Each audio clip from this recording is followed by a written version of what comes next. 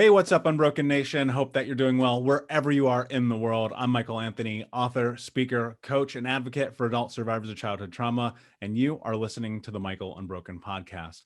And I'm really excited today to be joined by my friend here, Angie Hejl, because I think one of the most important things that we can do in life is use our story and circumstances to create change that we want to see in the world. And I think Gandhi said it best, be the change that you want to see. And on occasion, I come across someone where I go, wow, I'm actually like super inspired by this person's journey. And so, Angie, my friend, I'm stoked to have you on the podcast. How are you today?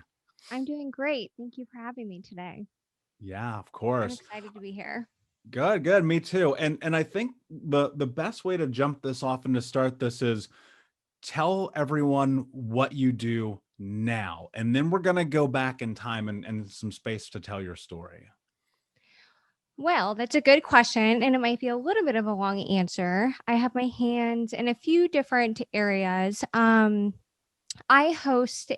co-founded a women's empowerment group called Glam, and it's just a place where we all get together pre-COVID bi-monthly, and we all get together and support each other. It's a pretty glam event. It's something that started when I started a party planning company. So it's a space where I get to create for others, for them to experience and just have a really good evening. And it's grown into this beautiful community of women who just really, a lot of them are entrepreneurs or on a healing journey themselves. And it's a place where we get to support each other. And another thing that I'm recently launching are creative therapy workshops. Creativity is something that's been incredibly healing for me along my journey. So it's something that I feel really inspired to share with others. And that's really exciting. We're having our first one in March, so it's new. And it'll be just a safe space where people can explore and create. And then the way we met, I also do outreach work for a company called Illuma, and they specialize in people healing their trauma through using ketamine therapy. And it's something that I have found a lot of value in, and I just appreciate them so much that it's somebody that I'm so honored to be aligned with. So, those are the three main things that I have going on. Yeah, you have a lot of plates spinning there, but I understand from your story that hasn't always been the case. And it's taken a lot for you to step into a place where you have now transmuted your own journey. And so what I'd love to do here is take me back to kind of before this. What was happening in your life? What were the events and occurrences that kind of led you down this path? So that's a really good question. A little bit of my background is when I was 20, I was in a car accident from drinking and driving. Somebody was very injured in the accident, and that was, that's been a life changing event for me. And it definitely has led me to a lot where I am today. I did spend 24 months in a Florida prison. So I went to prison for 2 years. That was quite a journey, and there's a lot to unpack there. And then it led me to really being really intentional and thoughtful about my life now and where I show up and how I want to contribute to the world. And what happened? I think there obviously is so much to unpack there, and people are going to be very, very curious in your story. What was kind of the lead up to this moment where you have this accident? What was your life like? What was happening? I think that often an event, a moment like drinking and driving can be very impulsive. I had a very similar event when I was 19. I went to a house party on my birthday with a bunch of friends and got just obliterated drunk and high. And I was the only one who had a driver's license. And so I was like, no, I'm fine. I'll drive us home. Turns out I didn't notice it until I was almost home that I'd been driving for over a mile and a half on the wrong side of the road. And I mean, it's just like such a godsend moment that nothing happened. And my emergency brakes, or my brakes went out, and I had to control the car with my emergency brake. Like, all these crazy things happened simultaneously with 5 people in my car. And I think about how a split second difference, maybe if I left too early or too late, could have changed my whole life forever. And then you faced it and you were impacted by it in this way that did become detrimental. What was the lead up in that? Because I think especially when we're young, we make these weird and often ignorant, impulsive choices that can change our life forever. So it's a really good question. And there had been quite a few years leading up to the accident of self destruction. I have a background of, I lost my father when I was 15, but prior to that, he, I would, I categorize, or I like to say it as he really was a victim to the opioid crisis in the midst of all of it. And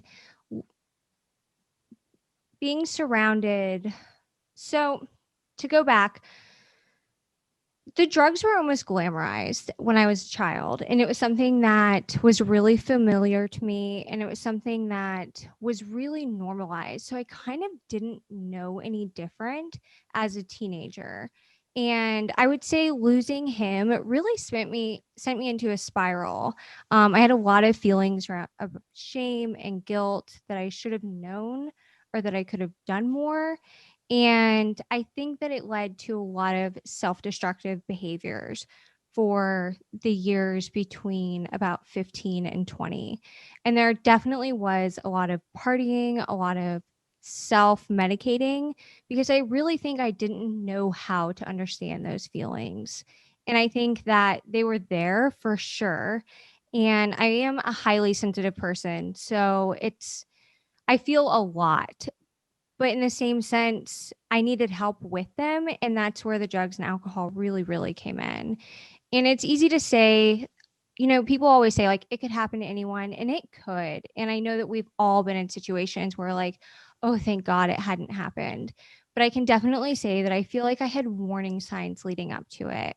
There were quite a few instances where there was, I had previous accidents I hadn't really remembered, and I can definitely say that I was on a path where I didn't really care if I hurt myself, but it never really entered my mind the impact that I could have on someone else until that very split second, until it happened. And in that second, it changed everything. I can definitely say that night has, it can happen so fast. And it changed the lives of so many people in a matter of seconds. And I often say, like, part of me I felt like died that night. Like, and also part of me woke up.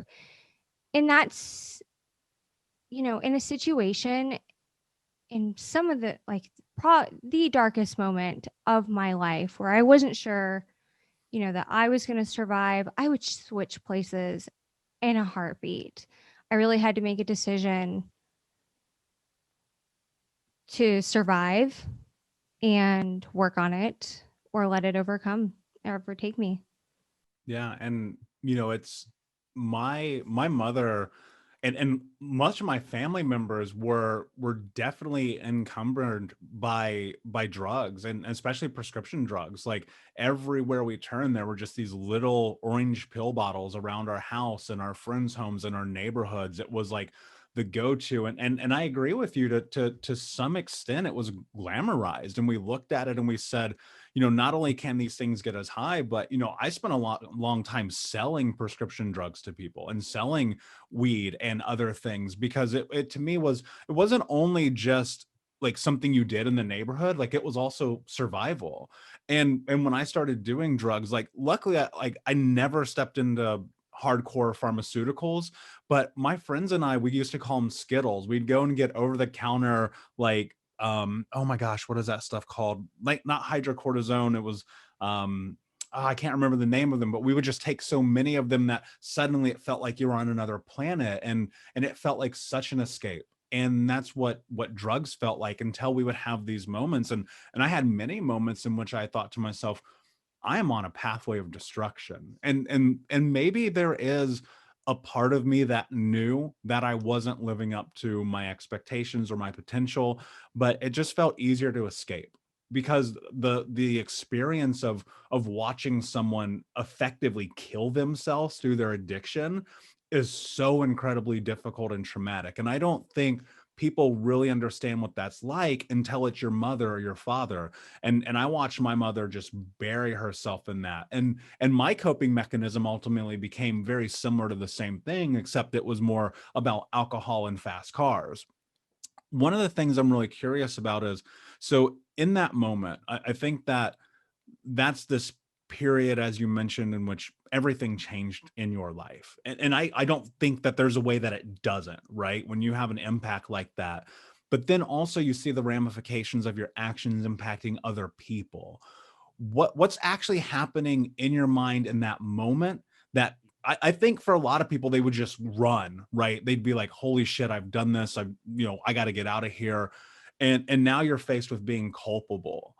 I think, and this is a hard conversation, I think, because it's a reflection of understanding that there are ramifications for our decisions. What was that like in that moment for you to recognize, like, holy shit, I am probably in trouble? Good question. It was a hard moment. I am a big believer in taking responsibility for your actions. So I knew that it was something that I was in a lot of trouble for. I knew that I was going away for a long time. My mom knew I was going away for a long time. Um, and honestly, the amount of self hate and like you don't even know who you are anymore. Like it's almost like an outer body experience. It truly is survival mode at that point. I do believe that something switched where my body really went into like a fight or flight response where it was surviving and that was all I knew how to do was get to the next hour, get to the next couple of hours, get to the next day. I was actually home for a year and a half before I was sentenced. And that year and a half of being home was torture. It was just a lot of the unknown. I think the unknown for people in general is hard, but then also having the self hate on top of it. Um, I did exercise a lot. That was a lot of my, um, you know, looking at it now, I thought it was a healthy way to cope. But again, I also wasn't really sure what to do with the feelings. And they were so intense that um, really just waiting. And I think that people were hoping that I wouldn't go to prison. And man, I just really wanted to because like I said, I believe, you know, there's consequences to actions. And for me, I was in my own prison that nothing that a judge could sentence or being in a prison would be any worse than like my own jail that I was in.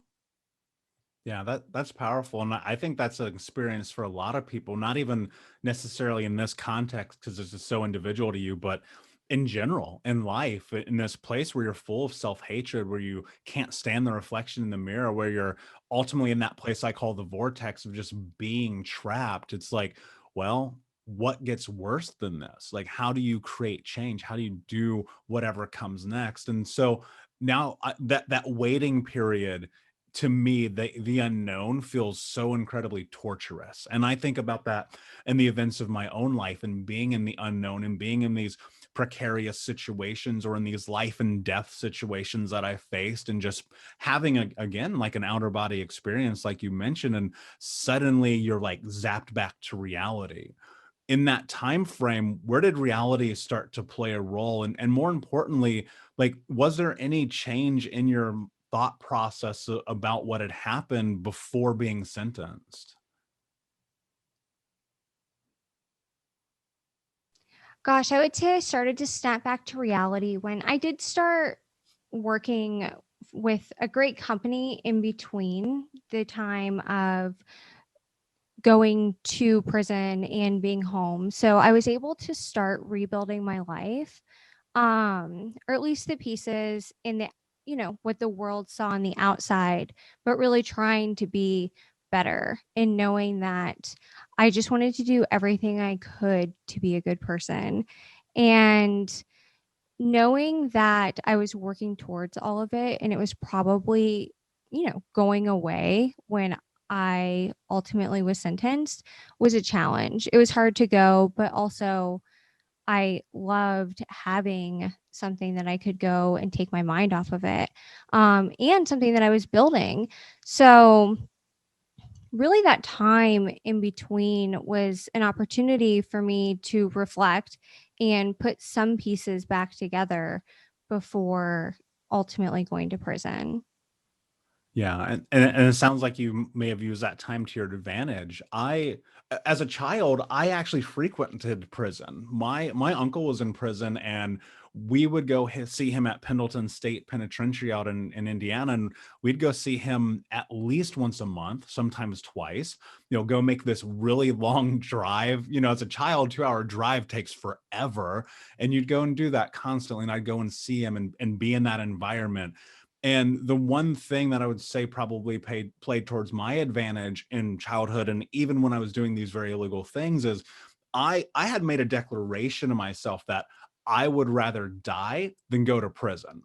And that's because I saw it every single day. And even though I was running with drugs and running with guns and stealing cars and breaking the houses, I ran from the cops so often. Like, I'm actually shocked I never got shot in the back, to be honest with you, because I was willing, like, part of me made that declaration to myself. I was like, I'm willing to do this. And I mean, getting chased through backyards at 10 o'clock in the morning is such a weird experience for like a 14-year-old. And then looking at the impact of that on my family and my friends and my community, and knowing that there is such a distinct correlation between child abuse or dealing with, if you're familiar with the ACE scores, having these experiences that correlate towards imprisonment as an adult, they almost go hand in hand. How much do you feel like, and I have a few questions about your experience here, but to start with, and looking at and knowing that it is generational, the cycle of imprisonment, because of decisions made through the experiences that we've had leading up to shame, guilt, mistrust, anger, hatred, whatever that thing might be. How much do you think that your childhood and your youth played a role into that moment? I think it played everything or a lot into that moment. Ultimately, I did make the decision, but also I think that, you know, 75 to 95% of women who are incarcerated are victims of sexual, physical, or emotional abuse. I don't think at the time that I knew that it was emotional abuse, but I also, gosh, my biggest fear was ending up like my father. And I was getting there so fast. And I can genuinely say that everyone, like in his inner circle, in his company, was either dead or in prison. So I just feel like one, it was all I knew. And two, I think that I just never really had the opportunity or the guidance to do something different. And I think that just it had everything to do with it. Yeah, and I think about that a lot too. I didn't know any better, right? Like, if you grow up in these environments, and if it is true, which I believe it is, and I say it all the time, that we are the sum total of all of our experiences until this moment, right? You were only being informed by what you knew, what you saw, what you experienced. I mean, it wasn't uncommon in the same way for my friends to get high and go steal a car, in that you would see that happening in the community. That's what we thought you did. And so now that you're in this, and you're obviously in the moment, like, you're probably not putting two and two together, right? You're having this very, even I would imagine, while being in prison, outer body experience. What was it like for you while you were actually incarcerated? So that's really interesting. Um, I want to say the day of sentencing, I did have one of the hardest judges in Volusia County, and I knew that going into it, and I was okay with that. And I'll never forget the words that he said to me that day. And he said, well, I had an opportunity to write a letter, and in the letter, I really just apologized. I feel like there was no words that, not asking really for forgiveness or for any leniency. And he looked at me that day and he said, I don't think you're a bad person, but I do think that a bad decision was made. And he said it was almost like the perfect storm. Anything that could have went wrong did go wrong at that very second. And he did believe in punishment. So that I feel like that was the first step to making it to prison. And that was a long journey. It's not just, you make it there and that's it. My first few weeks in Lowell, so that's the maximum security facility in Florida. Um, so I was in Florida. It's in the middle of nowhere and it's summer, and I was placed in youthful offender. So youthful offender is mainly girls who are about 17 to 20. And I was right on the edge of being too old for all of the youthful offender program. And I kept hearing from people that like the youthful offenders were terrifying, that it was way harder than being in a regular prison. And at that point, I wasn't really sure what I was walking into. I can definitely say through the entire intake process, I mean, it's just so dehumanizing. Like your body doesn't feel your own anymore. You have all these people. There's just a lot that happens along the way. But youthful offender was hard. It was really, really eye-opening for me. And it did show me, you know, most of the girls came from really broken homes, a lot of them in and out of foster care. And I feel like they were told that they didn't matter. And I feel like the prison system really instilled that back into them. And that was a really scary first few weeks. And then after that, I was transferred to, um, I was taken out and transferred to the main intake center. And from there, you stay for a few weeks and then you're placed in your main facility. And that it's so hard to say that there was good that came out of it, but I was put in a year-long intensive program. It was state mandated. We lived as a therapeutic community, and I can definitely say that that program was life-changing for me. Um, Growing and healing with women in such a place of darkness was really unique. Um, I don't like to use the word special, but gosh, you're surrounded by people that are often in their darkest place, not really sure how they got there, not really sure what their life is going to look like. And you have this opportunity to reflect and look at your life and make new decisions. You're taught and you really grow together. And it was something that I feel so passionate about now is the growing as a community and the chance for healing. And it was just a unique opportunity. Yeah, I mean there's no question, and that's so much about what Think Unbroken is, so much about my own healing journey, just being in connection with other human beings. I mean, if I rewind in the last really 25 years of my life, I look at the most significant moments of change, it was really within like this intensive men's group therapy that I volunteered myself into so that I could have connection with men outside of violence or high fives around, girls and cars and shit, right? And that was profound for me because I got to have an emotional understanding of what it meant to be a human being from a different set of eyes and a different lens, while also it being proctored by a really special therapist. And so, I think about that and those moments and being like, I'm really glad I volunteered myself for that. But you didn't have an option here. You were thrown into it. And I think in part that probably is a really, really good thing that happened. What was it about that? Like, I want you to dive into that because I think it'd be really important and special for people listening right now. What was the experience that became so profound and so changing for you? Because I think that and you probably saw a lot of people went in there, huge guards up, it created zero or less than zero change for many. But for some, it probably became this really beautiful catalyst, yourself included, for what ultimately becomes next in life. But what do you think that gave you that was missing from your life?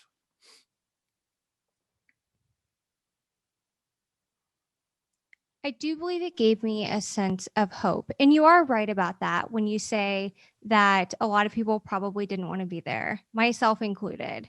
I remember one of the first few days I was there, we were in a circle.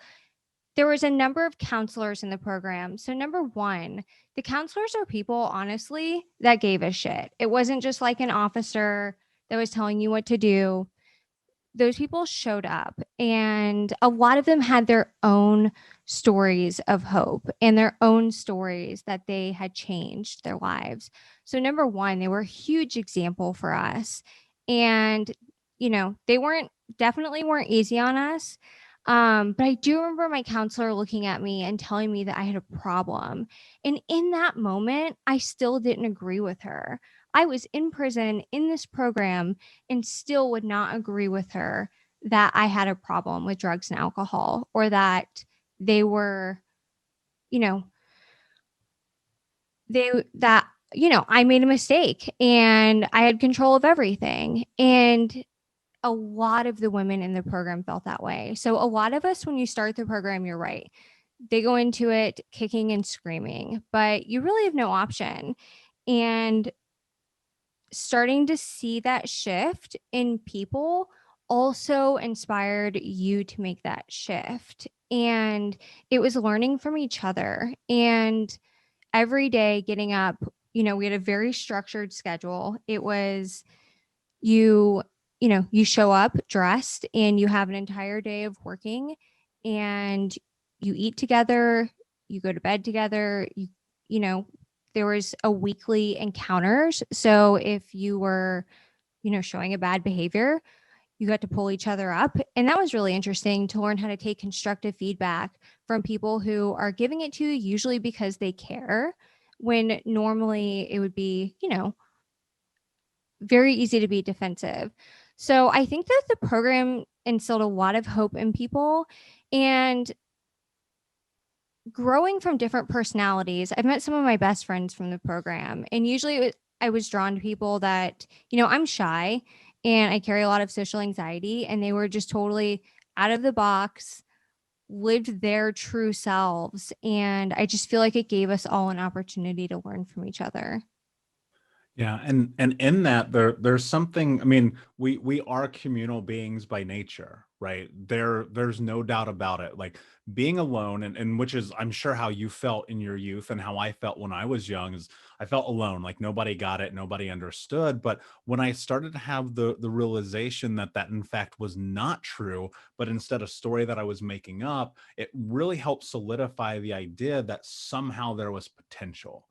What about, if anything, in those moments, in those times, not necessarily just like within the therapy, but while you're incarcerated, where did you gather and garner hope and compassion for yourself, and the idea that, one day once this is over, you'll step into something else? Gosh, I have just a distinct memory of being out in the rec field. And it was just this open field where you could go exercise. Um, I would walk by myself, and I just remember having the sun on my face just because it wasn't something that you got to feel every day. And I would tell myself over and over again that I will do great things. And it was just something that I repeated. It was my affirmation that I will do great things.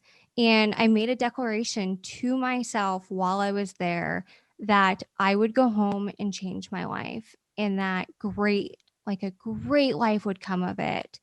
And I really held on to that hope, and I wanted it for myself. I wanted it for my family. I wanted it for what happened not to be in vain. And it was really that carried me through. Yeah. And hope is such a powerful word, excuse me, and I don't think that it's leveraged enough, because there has to be some semblance of an understanding that there's possibility. And that's what carries through. I mean, that was my experience. It still is, right? My hope is ultimately to put myself out of business, to make the idea of childhood trauma and abuse be a conversation we no longer have. And I know on a long enough timeline that will happen. In this moment, my only hope is I'm going to do all the things to get there, right? Once you're out and you're in the world again, what was it like to readjust? And actually this is twofold. One, I saw not only my friends but my family come back and then go right back in. And that's the common narrative. You are built to fail when you come out of prison. That is just the way the system is, because it wants you in there because then you make money. That's the truth of it, right? How do you sustain this hope that you have once you find yourself back in the real world? So you're right. Usually people go back. And number one, I knew I did not want to be a statistic, and I would do anything I could not to be. Um, Adjusting to being home was really, really hard.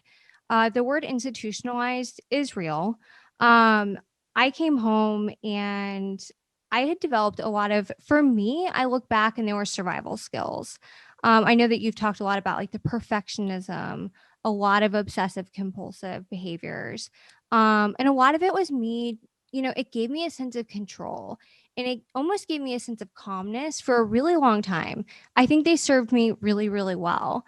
I thought that it's interesting when you're in it, you think that you're adjusting well until you have a few years to reflect back. But I do think that I really just wanted to come home and work hard. I was really fortunate that the company that I worked for before I went to prison gave me my job back. So, number one, I had an extreme amount of gratitude to them. And then they also gave me an opportunity. It was a fine dining steakhouse. So, in the hospitality industry, which I love that the hospitality industry gives people chances. I can definitely say for people that have been incarcerated that you have an opportunity to grow, and it does allow you to learn skills along the way. So, um, they made me a private dining coordinator with the possibility of becoming sales manager if it went well. And I just had so much fight in me at that point that I worked my ass off for that job. And I slept and breathed working and just being successful. I just wanted to be self sufficient. And also, I wanted to be a contributing, person to society. So I used to use a language that I got really lucky to have those opportunities, but I'm learning that those opportunities came from how I showed up and how hard I worked. So I'm really learning to take ownership of that. And it it ended up going really well. Work was going great, and I was starting to rebuild. And then shortly after that, I met my husband. So you know, everything on the outside was going as planned, if not better than I could have ever expected. But I still had a lot of those self limiting thoughts that I didn't deserve everything that I was receiving, and that at any moment it could be taken away. And it has taken me years to work through that. Yeah, and it does take years, and it takes patience. And there is something to be said about, I think that one of the big misnomers in the world just as a whole is people feel like they're deserving of things. But I think the reality is you have to earn every inch, every single day. And then the hard part about that is when you come from a background in which you've been told you're not good enough, smart enough, capable enough, pretty enough, whatever enough, there's always those moments of those limiting beliefs and the self-doubt and the shadow self and that part of you that even though you go through trial after trial after trial and you have these moments where you reach up and you grab that brass ring and you're like, yes, I'm victorious, it still goes, you're not good enough, you're not strong enough, you're not capable enough. And working through that is, I think, probably the greatest challenge that we face as human beings. There is nothing, in my opinion, more difficult than getting to the place where you put your feet on the ground and you say, I love myself. And that's so much of this journey. That's so much about what life is, because you have to be able to get to that place to actually create real sustainability, because until you're there, you're a little bit trapped, right? You're still always in the vortex. And that was my experience. I had the cars and the clothes and the women and all the things, but I was miserable inside because I hated my reflection in the mirror. And justifiably so. Like, realistically, I'd put myself in that situation. I had made my choices, and I had to suffer the ramification of that. The harder part of it is the upswing, right? Where you're looking at and you're going, I'm doing all the things, I'm doing all the things, but still that little voice, right? That little piece that's there. What you're doing now is such a juxtaposition of where you started this journey, right? Or and really your whole life, to be in this place where you are, for lack of a better term, in service. Talk to me about where that comes from, what inspires that, and what your hopes are with what you're doing now. It's funny that you say in service because that's really been something that has stayed with me a lot this year. And my declaration of right now is I want to be of service to others. And to be able to be of service to others, I've had to step into a place of forgiveness. And I think that you're just like you said, we had all the things, we moved, we had the beautiful life, great house, great husband, but something was still missing. I remember there was a moment, I had a few on my knees moments where number one, we were supposed to write a letter to somebody that we were angry at, and I wrote it to myself. And that was an aha moment for me. I was in a, self-improvement course, and I couldn't think of anybody else that I was angry at. And I was like, so I wrote it to myself, and then we had to read it back to someone else. And both of our eyes got really wide, and she was really confused. And I was just like, man, I hate myself. And that was a moment for me because up until then, I don't think that I knew that. And I remember reading the book, The Body Keeps the Score, and I'm a big disassociator. So I think that I just moved on. I was like, if I do all these things, if I do all the right things, and everything will just fall into place. And it just wasn't.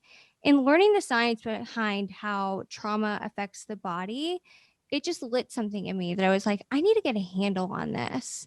And I do remember having a moment one night where I was on the floor in my kitchen telling my husband that he was going to check me in somewhere for a little while, and that I was going to go away and really work on my trauma.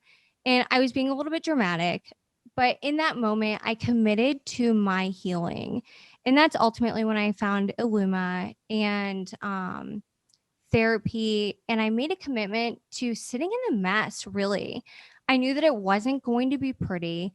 I never wanted to get that messy. I just wanted to keep sweeping it under the rug. But I had to give myself space to work through it in order to be able to show up for others. And that's been the only way that I've been able to keep showing up for others, is working on myself. Yeah, I mean, I could not relate to that more. That's so much of my experience, and that book is very special and very profound. And I found when I got serious about this journey 9, 10, 11 years ago, it was so much about education and self-education and understanding and putting myself in these positions of learning so I could grow and so I could heal and so I could change. And it did require sitting within it. That's such a great way to put it, because I had to come to this, like, for lack of a better term, this coming to Jesus moment where I stood there and I looked at myself and I said, well, what the fuck are you going to do about it? Because you've destroyed everything. This doesn't get worse, right? This is rock bottom. This is effectively as bad as it's going to be. And so you have a decision to make. What are you going to do? And that really being very much this ultimatum to myself, but also looking at my life and recognizing that I'd never once lived up to the potential that I truly had. Fuck the cars, fuck the clothes. That stuff doesn't matter, right? What matters is, as one of my favorite people on planet Earth, Tom Bilyeu, always says, the only thing that matters is how you feel about yourself when you're by yourself. And I hated every fiber of my being, because that's in effect what had been distilled down into me through decades of abuse. And so I'm in that place and I'm thinking, I'm like, okay, grow, grow, grow, grow, grow. And then just by proxy, it turned into service. And I didn't have the words for it 5 or 6 years ago when I started getting more serious about this. It was just very much like, how do I just take something I understand and put it into the world and hope that it maybe creates change in someone's life? And I'd have to imagine that's very much how you are now within the scope of what you're doing. Talk to me about art therapy, talk to me about glam, talk to me about everything that you're working and building up, and what the mission of those things is. So it's all the things that I love. And I had to really sit back and be like, what do I know? What do I know from all of this? I know that I want to be in community. I know that I believe in the power of community. And I think a lot of that came, no, I know a lot of it came from my experience of being incarcerated and knowing how important community was and growing together and having a support network. And I've done a little bit of volunteer work here in Austin too, where I go back into the prisons. And it was something that I always said to people. It was just like, you have to have a support network of people. And my business partner, it's really funny. 2 years ago, she asked me if I would consider sharing my story. And I told her she was nuts. And I called her and I was like, how dare you say that when you have no idea? And now I just feel like she's somebody that's been in my corner this entire time and cheering me on, even when I didn't want to hear it. And we really just wanted to have a place where we could celebrate each other, have community. And if you had asked me 3 years ago if I was a creative person, I would have told you that I wasn't creative. Imagination and everything like that that comes with growing as a child was not something that I knew. But I have this super crazy husband, and or not crazy, he's crazy creative and he's so inspiring, and he really pushed me towards the growth and creating. And I can definitely say through finding my core self and getting more in touch with my feelings, so much creativity has come out of it.